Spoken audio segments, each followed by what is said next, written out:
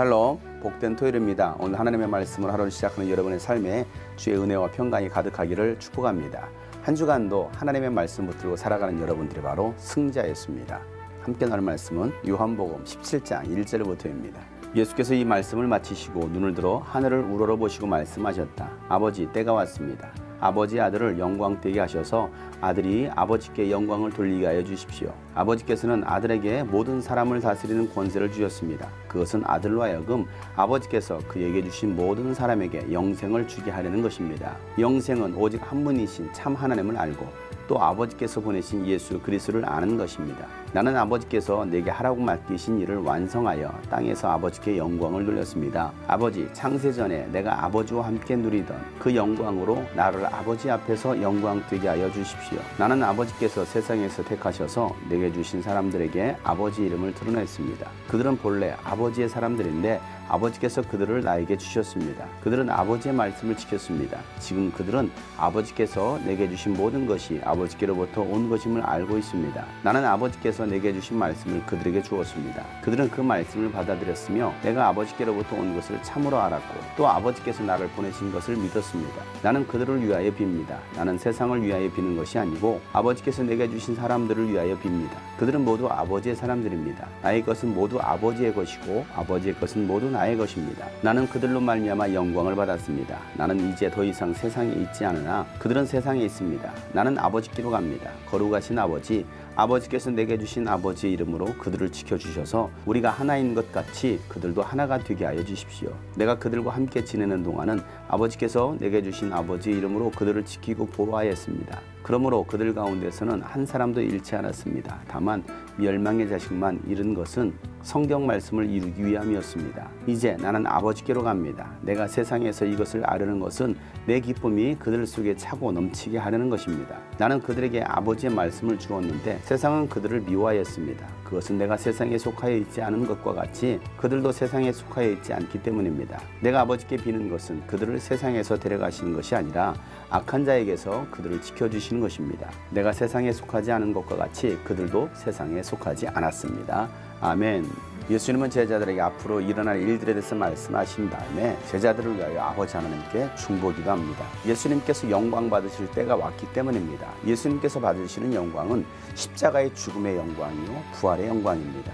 예수님의 십자가의 죽음이 없이는 부활도 없는 것입니다. 하나님은 우리에게 부활을 주시려고 예수님을 이 땅에 보내주셨고 예수님께서 십자가에 의해서 죽으시는 것입니다. 왜 예수님께서 죽으시고 부활하십니까? 우리에게 영원한 생명을 주시기 위함입니다.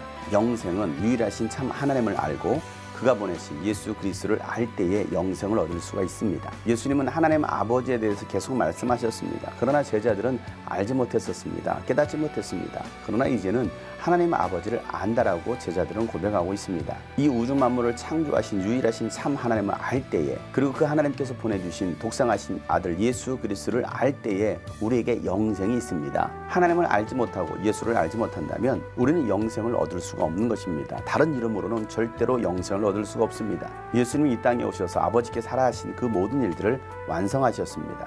예수를 따르는 우리가 해야 될 일이 바로 이와 같은 일들인 것입니다. 예수님께서도 하나님의 일을 완수하신 것처럼 우리도 우리에게 맡겨주신 그 일들을 완수해야 되는 것입니다. 사명을 완성할 때 우리가 하나님 앞에 영광을 돌리는 것입니다. 예수님은 제자들에게 하나님 아버지의 이름이 무엇인지를 잘 알려주셨습니다. 하나님 아버지의 이름은 예수님께 주신 이름이고 그 예수님의 이름이 바로 하나님 아버지의 이름이라는 것을 말씀하고 있습니다. 아버지와 예수님은 하나이시기 때문입니다. 예수님은 세상에 남겨질 제자들을 위해서 기도하십니다. 그들의 세상 가운데서 흔들리지 않기를 위하여 기도하고 계시는 것입니다. 예수님 때문에 당하는 환난과 고난이 있다 할지라도 결코 흔들리지 않는 믿음의 사람이 되도록 예수님은 제자들을 위해서 기도하고 계십니다. 그들은 세상에 속한 사람들이 아니라 하나님께 속한 하나님의 것이기 때문입니다.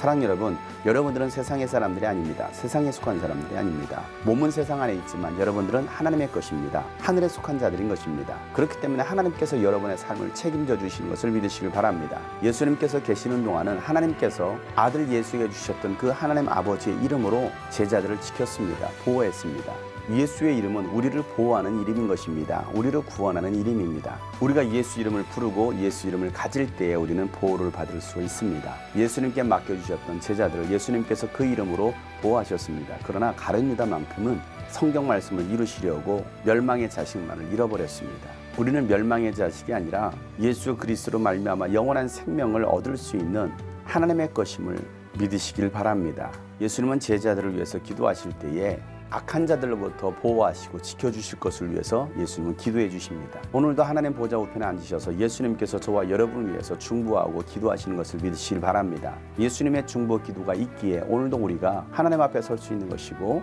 주의 말씀을 붙들 수가 있는 것입니다. 예수님께서 세상에 속하지 않은 것처럼 예수를 믿는 저와 여러분들도 세상에 속한 자들이 아닙니다. 세상에 속한 자가 아니기에 하나님의 것으로 하나님의 사람으로 오늘 하루도 살아갈 수 있기를 축복합니다. 어떠한 상황 속에서도 결코 흔들리지 않고 예수 이름을 붙들고 승리하며 살아갈 수 있는 여러분 되시기를 예수 이름으로 축복합니다. 샬롬.